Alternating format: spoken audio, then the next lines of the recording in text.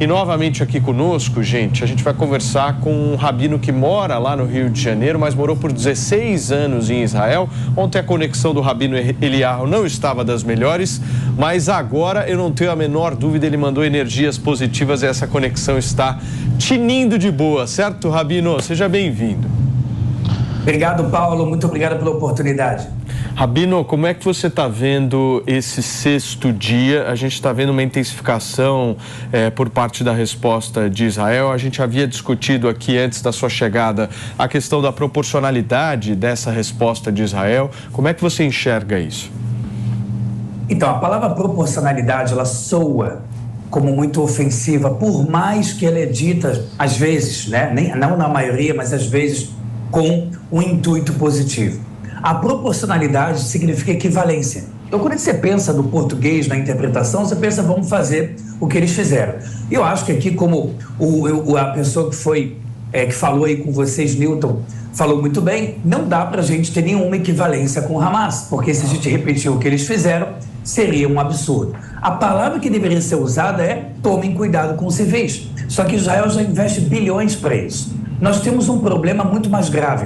O Hamas, ele atua dentro das áreas civis. Eles abrem janelas de colégios, janelas de lugares infantis, asilos e hospitais e colocam seus lançadores de míssil. Por quê? Porque eles confiam na ética do exército de Israel que não vai atacar esse lugar. Eles confiam mais na gente do que eles confiam neles mesmos. Então, a gente precisa colocar aqui, na minha opinião, uma afirmação clara. Quem é responsável pelos civis, principalmente, precisa ser o Hamas. O Hamas não deveria lutar diretamente nos lugares civis. Então, quando a gente fala que prédios civis foram bombardeados em Gaza, é porque é impossível você dizer o que é prédio civil e o que é prédio terrorista. A não ser que você tenha um QG, uma área de treinamento, mas os terroristas moram em prédios civis. Eles atacam de prédios civis. Então, quando a gente fala, cuidado, que absurdo, Israel atacou um prédio civil, já é um erro.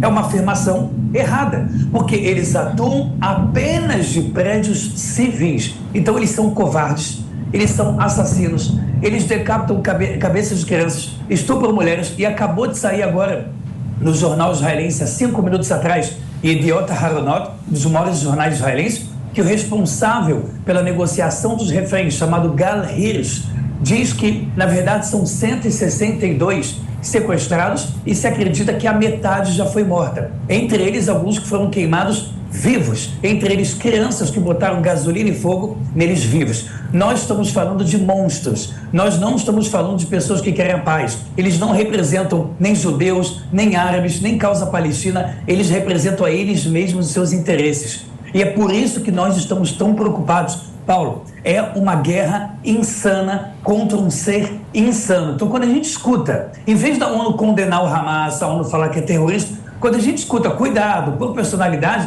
a gente começa a achar o óbvio que a ONU não está querendo condenar de fato o Hamas, que não está realmente do lado da democracia. E é isso que preocupa. E não exatamente a palavra, mas a condenação parcial que ocorre através da ONU. Ô Rabino, muito se falou aqui na questão da proporcionalidade, né, da resposta de Israel. Você acha que Israel vai começar uma incursão terrestre extremamente forte nesse momento, ou você acha que existe algum tipo de possibilidade de um cessar-fogo? Olha, Paulo, eu acredito que a possibilidade de um cessar-fogo sempre existe, mas eu ficaria realmente muito triste de Israel não terminar de castigar o Hamas, que é o responsável por todas essas mortes. É importante dizer que quase nenhum país islâmico, ainda mais onde tem islamismo radical, condena o que aconteceu vindo do Hamas. Emirados Árabes falou algumas coisas, a Arábia Saudita falou um pouco, agora voltou um pouco atrás, dizendo que tem que parar urgentemente os ataques. O presidente da autoridade palestina, Abu Mazen, acabou de dizer de uma forma genérica que não gosta de morte nenhum dos dois lados. Se a gente olhar aonde está, eu pergunto para todo mundo aqui refletir, aonde está a fonte do terrorismo islâmico? Ele está na deturpação do islamismo. Não tem outro lugar. O Hamas não nasceu do nada virando Hamas. O Hezbollah, Al-Qaeda, Boko Haram, Irmandade Muçulmana, ISIS, para cada letra do alfabeto você tem um grupo terrorista diferente islâmico. Por que eles existem? Por que eles nunca vão querer terminar o seu sonho, nunca vão querer acabar o seu sonho de destruir os judeus e o pensamento moderno ocidental? Porque eles deturpam o islamismo, tornando o islamismo radical. Quem não estuda sobre o islamismo radical não tem a menor ideia do que é o Hamas. Não tem a menor ideia. E é por isso que a Palestina, a autoridade palestina, ela tem essa frase dela genérica. Porque nem os próprios árabes locais têm coragem de falar contra o Hamas. Ou porque parte apoia. Inclusive, a autoridade palestina está perdendo muita força por Hamas dentro da Cisjordânia, dentro da autoridade palestina, ou porque tem medo. Então, essa é a grande verdade. Muitos muçulmanos radicais pelo mundo afora fazem barulho. A França morre de medo dos seus muçulmanos radicais. A Inglaterra treme de medo dos seus muçulmanos radicais. Então, o mundo tem medo do islamismo radical, mas ninguém para estudar, ninguém para pegar que versículos do Alcorão eles transformaram, não que o Alcorão fale isso, mas que versículos do Alcorão eles transformaram em chacina.